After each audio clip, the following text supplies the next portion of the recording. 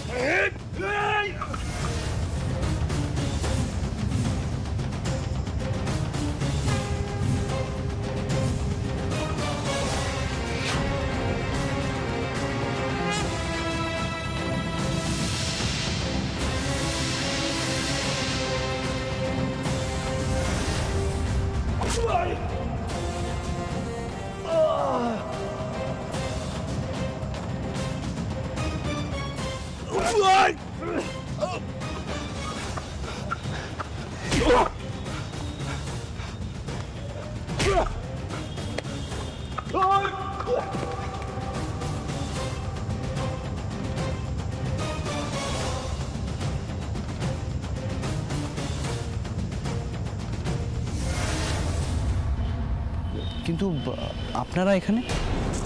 আমরা এসেছিলাম, মানে আপনারা কি এই মন্দিরেই আসেন? আসলে আমরা এসেছিলাম। সঞ্চয়, আমাদের ক্ষমা করে দিও সঞ্চয়। এটা কি করছেন মা? কি বলছেন এগুলো? আমি তো কিছুই বুঝতে পারছি না। আপনি প্লিজ খুলে বলুন। এমন খাঁটি মানুষের থেকে কিছু লুকাতেও পারছি না। তোমাকে সন্দেহ করে আমরা এখানে এসেছিলাম। হ্যাঁ সঞ্চয়, আমি ভেবেছিলাম তুমিই বোধহয় আমার গুগলিকে ঠকিয়ে আরেকটা বিয়ে করতে যাচ্ছ। তুমি বোধহয় আমার গুগলিকে মেরে ফেলতে চাও। সঞ্চয়, আমাকে তুমি ক্ষমা করে দাও। আসলে বাড়িতে এরকম পরিস্থিতি তো আমার মাথা ঠিক ছিল না। আমি বুঝতে পারিনি কে ঠিক কে ভুল। আমি সব দোষ আমারই। আমার জন্যই অলকা আর ইন্দ্রবাবু তোমাকে ভুল বুঝেছে। আমি অনেক বড় ভুল করে ফেলেছিলাম। আমি বুঝতে পারিনি তুমি এত বড় মনের মানুষ। না না, কি বলছেন এগুলো? দেখুন, আপনাদের আশীর্বাদ আমার সাথে রয়েছে বলেই তো আমি মানুষকে সাহায্য করতে পারছি। এভাবে বলবেন না প্লিজ। আন্টি, ডাক্তারদা আমাদের ভগবানের মতো মানুষ। উনি শুধু অল্প টাকায় গরিবদের চিকিৎসাই করান না, আমার মতো অভাগীদের পাশে দাদা হয়েও দাঁড়ান। হ্যাঁ, কিন্তু এরা কারা ছিল? আমার জ্যাঠতুতো দাদারা গুন্ডা ভাড়া করে এনেছিল এই বিয়ে ভাঙার জন্য। কেন? আসলে আমার জ্যাঠারা খুব বড় লোক, আর সেই জায়গায় দাঁড়িয়ে এই যে আমি দীপকে ভালোবাসি, ইনফ্যাক্ট ওর সাথেই সারা জীবন কাটাতে চাই, কিন্তু ওর বাড়ির অবস্থা সেরকম নয় দেখে জ্যাঠারা আমাদের বিয়েটা মানতে চায়নি। কেউ আমাদের পাশে এসে দাঁড়ায়নি, শুধু ডাক্তারদা আমাদের পাশে এসে দাঁড়িয়েছে। বলেছে ভালোবাসায় ছোট বড় উঁচু নিচু সব কিছু ভেদাভেদের ঊর্ধ্বে। একদম ঠিক বলেছে। তারপর ডাক্তারদাই আমার স্বামীকে কাজ জোগাড় করে দেয়, আর আজকে নিজে দাঁড়িয়ে থেকে আমাদের বিয়েও দিল। এই ঋণ আমরা কোনোদিনও ভুলতে পারবো না। সঞ্চরণ, আমি অজান্তেই যে ভুল করে ফেলেছি আমি জানি আমরা তোমার চোখে খুব ছোট হয়ে গেছি। একেবারেই না। আপনাদের জন্য আমার ভেতরে যে শ্রদ্ধা, যে ভালোবাসা ছিল, সেগুলো একই আছে, বরং আরও বেড়েছে। দেখুন, আপনারা আপনাদের সন্তানকে এতটাই ভালোবাসেন যে এত দূর অবধি ছুটে এসেছেন। তাছাড়া সত্যি কথা বলতে, বাড়িতে যে পরিবেশ, সাথে সোহাগের শরীরটা যেভাবে দিন দিন খারাপ হচ্ছে, তাতে আমি আপনাদের জায়গায় থাকলে আমিও সবাইকে সন্দেহ করতাম। আপনাদের চিন্তা হওয়াটাই তো স্বাভাবিক। আমার চিন্তা তো দিনে দিনে বেড়েই চলেছে সঞ্চয়ন। গুগলি তো এখনো নিরাপদ নয়, তুমি তো জানোই। হ্যাঁ, ওর অসুস্থতাটা আমাকেও ভাবাচ্ছে। কিছুতেই সারছে না, কি থেকে যে কি হচ্ছে আমি কিছুই ধরতে পারছি না। আর এটা ভাবতে আরো খারাপ লাগছে যে নিজের বাড়ির লোককে সন্দেহের তালিকায় রাখতে হচ্ছে। কাকে বাদ দিয়ে কাকে সন্দেহ করব কিছু বুঝতে পারছি না। আমার মাথা কাজ করছে না। আমি কিভাবে সোহাগকে সুস্থ করে তুলবো আমি কিছু বুঝতে পারছি না। চিন্তা করো না সঞ্চয়ন, গুগলির কিচ্ছু হবে না। যারা আমার গুগলির ক্ষতি করতে চাইছে তাদের প্রত্যেককে শাস্তি না দিয়ে আমি শান্ত হব না। শুধু তুমি আমার পাশে থেকো সঞ্চয়ন। হ্যাঁ, অপরাধীদের খুঁজে আমরা বের করবই। কি করে করবে? কোনো কিছু প্ল্যান করেছো? এখন একটাই আশার আলো আছে,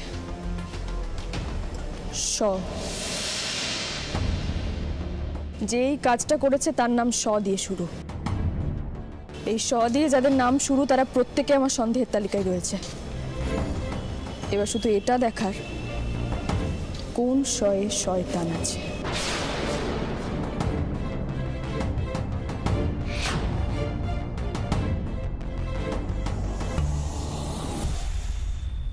এসো মিতুল, সাত সকালে কোথায় বেরিয়েছিলে? সারাদিন কোথায় ছিলে? আসলে জরুরি একটা কাজে বেরিয়েছিলাম। কেন বলো তো, কিছু হয়েছে? গুগলির আবার কিছু হয়নি তো? আরে না না, কিছু হয়নি, শুধু সারাদিন মাকে দেখেনি বলে মন কেমন করছিল। ও আচ্ছা, না আসলে হঠাৎ করে বেরিয়ে গেছি তো, ওকে সেভাবে কিছু জানানো হয়নি। আমাকে দেখলে ঠিক হয়ে যাবে।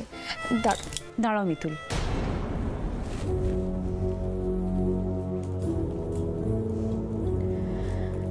এই হারটা তুমি রেখে দাও, এটা আমি নিতে পারবো না। আমি তো এটা তোমাকে দিয়েছি মনোরমা দি, এটা তোমারই হার, কেন ফিরিয়ে দিচ্ছ আমাকে? আমি তো তোমায় বারণ করেছিলাম মিতুল, গয়নার মতো কোনো জিনিস এ বাড়ির কাউকে উপহার হিসেবে দিও না। ওটা উপহার নয়। কি তোমায় বলেছিলাম তো? তুমি আমায় কথা দিয়েছিলে, তারপরেও তুমি হারটা কেন দিলে? দাদা, আসলে অত কিছু ভেবে আমি দিইনি, বুঝতে পারিনি। দেখো, আমি তোমার দাদার মতো, আমি তোমায় বলতে বাধ্য হচ্ছি, তুমি কিন্তু অবাধ্যতা করছো। দেখুন, আপনার কথাটা আমি বুঝতে পারছি দাদা, কিন্তু দেখো, এত কথা আমি বুঝতে চাই না।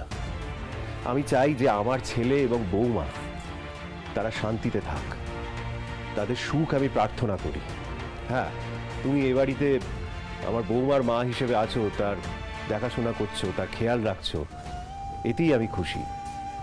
কিন্তু মানুষকে ভালোবাসা, তার সাথে সম্পর্ক ঠিক রাখতে গেলে যে উপহার দিতে হবে এর কোনো মানে নেই। তুমি তুমি হারটা ফেরত নিয়ে নাও, আর কখনো এইরকম যৌতুক এ বাড়ির কাউকে দিও না। কিন্তু দাদা। মিতুল, আমি যা বলছি ভেবেচিন্তেই বলছি।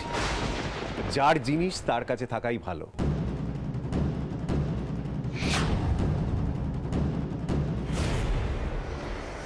নিজে তো আজ অব্দি কিছু দিতে পারলো না, এখন যখন অন্য কেউ দিচ্ছে সেটাও ভোগ করতে দিল না।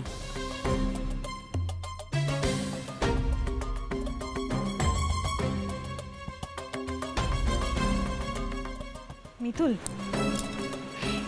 এই হারটা তুমি রেখে দাও, এটা তোমাকেই ভালো মানাবে।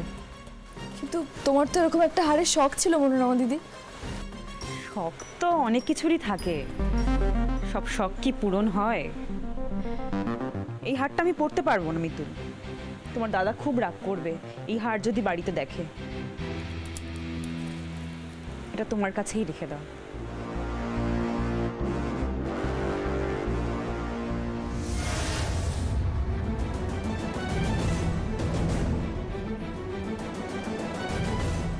সব কেমন তালগোল পাকিয়ে যাচ্ছে। সুব্রতদার নামও স দিয়ে শুরু, কিন্তু এমন একজন আদর্শবান মানুষ যে আমার কুকলিকে নিজের মেয়ের মতো ভালোবাসে, যার কাছে সংসারের সুখ শান্তিটাই সবার আগে, তাকে সন্দেহ করে কি করে?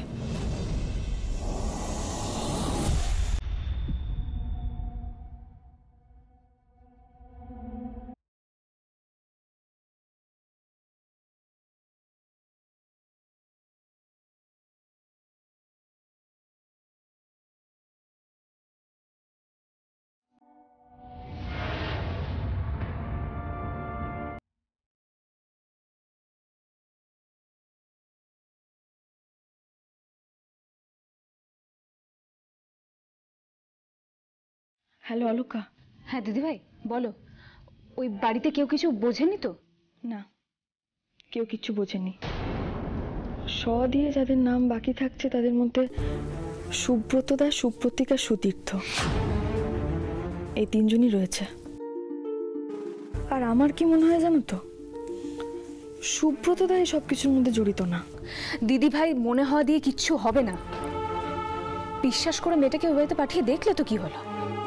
কাউকে সন্দেহের বাইরে রাখা যাবে না। মানছি দিদিভাই যে সঞ্চয়নের উপর আমাদের সন্দেহ করাটা ভুল হয়েছে, কিন্তু এটা তো ক্লিয়ার যে সঞ্চয়নের আগে স্ত্রীকে খুন করা হয়েছে, আর সেই অপরাধী এবার গুগলিকেও খুন করার প্রস্তুতি নিচ্ছে দিদিভাই। সেটা তো বুঝতেই পারছি, কিন্তু প্রমাণ না পাওয়া পর্যন্ত কিছু করতে পারবো না আমরা। মানে কাউকে ধরতেও পারবো না আর কিছু বলতেও পারবো না। এখন একটাই উপায় দিদিভাই, যে কজনকে সন্দেহ হচ্ছে সব কটাকে থানায় তুলে না ঘাকতে দিলে সত্যিটা বেরিয়ে যায়। না অলকা, তুমি এরকম কিছু করো না। তাতে আমার গুগলির সংসারে ভাঙন ধরবে, ভেঙে যাবে ও সংসার। আর তাছাড়া মনোরমা দি যতই ভালো মানুষ হোক না কেন, মনোরমা দিদিও তখন গুগলিকে ভালো চোখে দেখবে না। দিদিভাই ওই খুনে বাড়িতে এখনো তুমি মেয়েকে রাখতে চাও? অলকা, ব্যাপারটা সেটা নয়। আমার মেয়েটা খুব ভালোবাসে সঞ্চয়নকে। আর আমাদের আরো একটা কথা ভাবতে হবে, যতক্ষণ না আমরা কোনো প্রমাণ পাচ্ছি তার আগে আমরা কাউকে কিছু বলতে পারবো না। বা তার আগে যদি বাড়ির কাউকে যদি থানায় নিয়ে যাওয়া হয়, তাহলে সবার আগে গুগলি আমাদের ভুল বুঝবে, ওর চোখে খারাপ হয়ে যাব আমরা। ঠিকই বলেছো দিদিভাই, আমি এই দিকটা ভেবে দেখিনি। এইভাবে হবে না, আমাদের অন্য রাস্তা খুঁজে বের করতে হবে। চিন্তা করো না দিদিভাই, ডেস্টিনেশন যখন আমরা জানি, রাস্তা একটা না একটা ঠিকই বেরোবে। হাতে সময় কিন্তু খুব কম অলকা। কে কে ওখানে? অলকা, তোমাকে আমি একটু পরে ফোন করছি। কি হয়েছে দিদিভাই? পরে ফোন করছি, দাঁড়াও। ওকে। কে ওখানে? কে কে ওখানে? কে ওখানে? কি হলো, সাড়া দিচ্ছে না কেন? কে ওখানে? কি হয়েছে মিতুল, তুমি এত রাতে ঘরের বাইরে গেলে? আর এত রাতে এভাবে চেঁচাচ্ছিলেই বা কেন? বাড়িতে একটা প্যারালাইজ পেশেন্ট আছে, সেটা তো খেয়াল রাখতে হবে। তিনজনেরই নাম স দিয়ে। আর ছায়া যেদিকে পালালো, লাইট জ্বলার সাথে সাথে ওই দিক থেকে সবাই আসলো। এদের মধ্যেই একজন কেউ আড়ালে দাঁড়িয়ে আমার কথা শুনছিল, তারপর পালিয়ে গেল। মানে এদের মধ্যে একজন আসল অপরাধী। কিন্তু কে হতে পারে?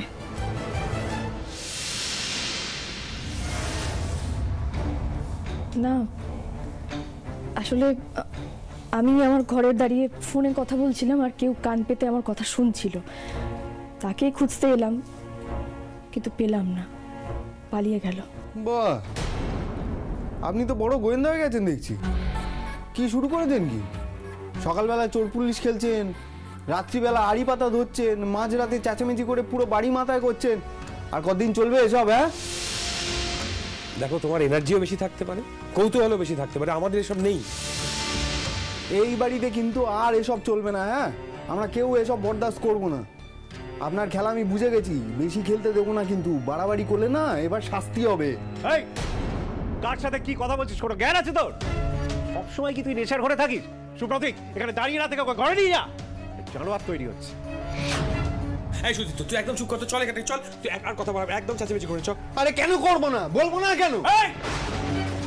না মাঝরাতে বাড়ি থেকে বার করে দেবো, গলা নিচে সবাই ঘুমাচ্ছে। আমার জন্য অশান্তি করবেন না আপনারা, আমারই দোষ, আমি কাউকে না দেখে চিৎকার করা শুরু করে দিয়েছি। এই চ চ চ চ এখান থেকে চ, দাদা তুমি শুয়ে পড়ো, চ। তুই কেন চেঁচামেচি করছিস বলতো রাত্রিবেলা? এখন বাবার জানিস মাথা ঠিক নেই।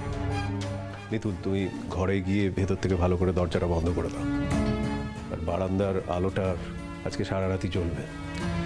তুমি আবার মাঝখানে বেরিয়ে পড়ো না আবার।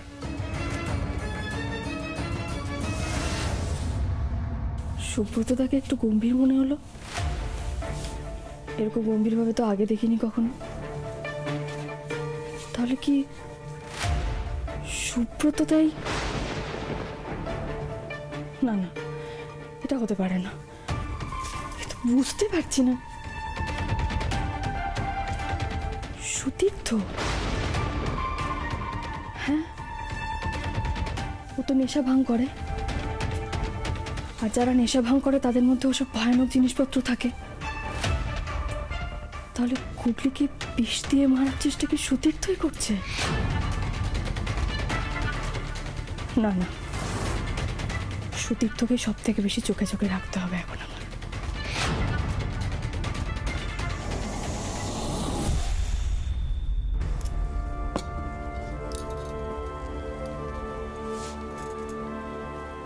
ওরকম ভাবে কি দেখছিস মিতুল মা?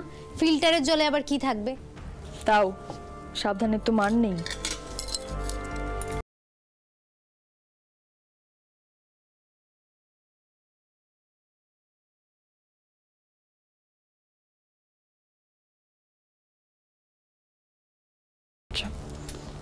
কি রে বসে রইলি কেন এখন? আর মা খেয়ে নে খাবারটা, পুরো ঠান্ডা হয়ে যাবে নয়তো। বসে কেনে খেয়ে নে।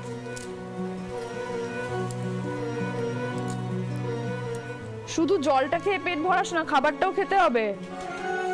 খেয়ে নে, তুই খেতে থাক, আমি আলমারিটা গিয়ে গুছিয়ে দিয়ে আসি। আলমারি তো যা তা অবস্থা করেছিস, একটা জামা নিতে গেলে তো পুরো আলমারি অগোছালো করে রেখে দিস। দাঁড়া গিয়ে ঠিক করে দিয়ে আসি। কি হলো মিতুল, সকাল সকাল মেয়েটাকে এত বকাবকি করছো কেন? তুমি যাও গিয়ে আলমারি গুছাও, আমি দেখছি, ওকে খাইয়ে দিচ্ছি। না না মা, আমি নিজে খেয়ে নিতে পারবো। কেন নিজে খাবে কেন? আমার কাছে লজ্জা করছে? আর মিতুল মা যদি বলতো তখন কি না করতে? না না মা, আমি ওই জন্য বলিনি, আপনার তো আরো অন্য কাজ আছে। আমার কোনো কাজ নেই, এই মেয়েটাকে সুস্থ করা ছাড়া এখন আর আমার কোনো কাজ নেই।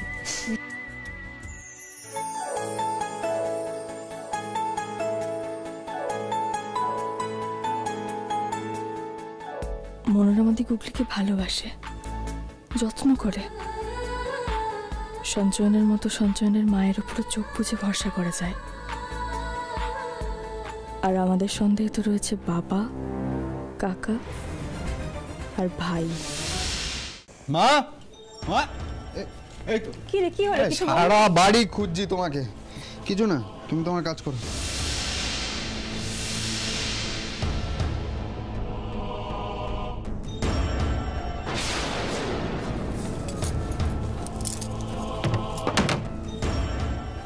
আসছি। নাও মা, তাড়াতাড়ি খাও, এইটুকু তো দিলাম। হ্যালো, হ্যাঁ সামন্তদা বলুন। কি আমাকে এক্ষুনি অফিসে যেতে হবে? জরুরি কাজ আছে? আচ্ছা আচ্ছা ঠিক আছে, আমি আসছি। হ্যাঁ। আরে মিতুল, তুমি এখন কোথায় যাচ্ছ? আসলে জরুরি একটা কাজ পড়ে গেছে, আমাকে না এক্ষুনি বেরোতে হবে। মিতুল মা, এরকম হঠাৎ করে যাবি তুই? হঠাৎ করে তো জরুরি কাজ পড়ে মা। আচ্ছা মিতুল, যাওয়ার আগে কিন্তু তুমি খেয়ে যেও। খাওয়ার মতো সময় নেই এখন মনোরমাদি। মিতুল মা, খেতে কতক্ষণ লাগে? 10 মিনিটও তো লাগে না। আমার হাতে 2 মিনিটও সময় নেই মনোরমাদি, আমি আসছি। হ্যাঁ না না, তুমি খাও।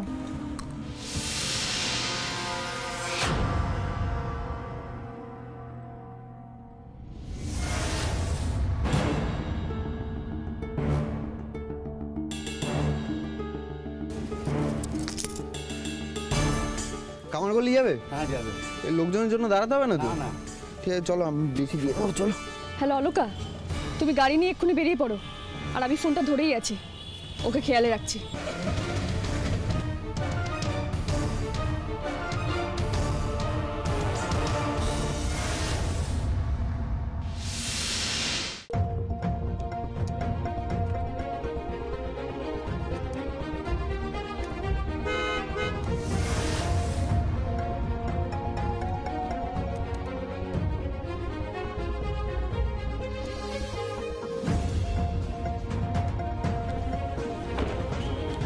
দিদিভাই? ওই অটোটা, ওই অটোটা আমাদের ফলো করতে হবে। ওই অটোতেই আছে ভাইটা। দিদিভাই ও কোথায় যাচ্ছে কোনো আইডিয়া আছে? নেশার থেকে যাচ্ছে আমি নিশ্চিত। আসার সময় মনোরমাদির থেকে টাকা নিয়েছে। এসো অলোক, আর দেরি করা যাবে না।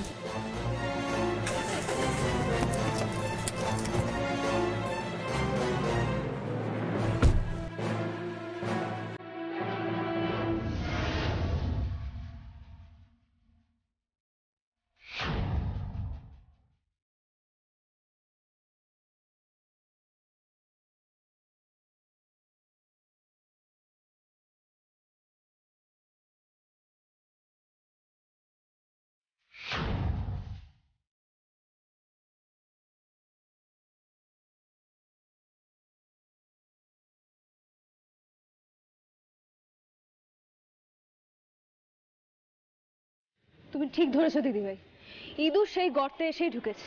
ওকে ধরতে হবে অলোকা। ওর হাতে সত্যিই যদি কোনো বিষাক্ত নেশার জিনিস আসে, তাহলে সেটা এখান থেকেই আসে।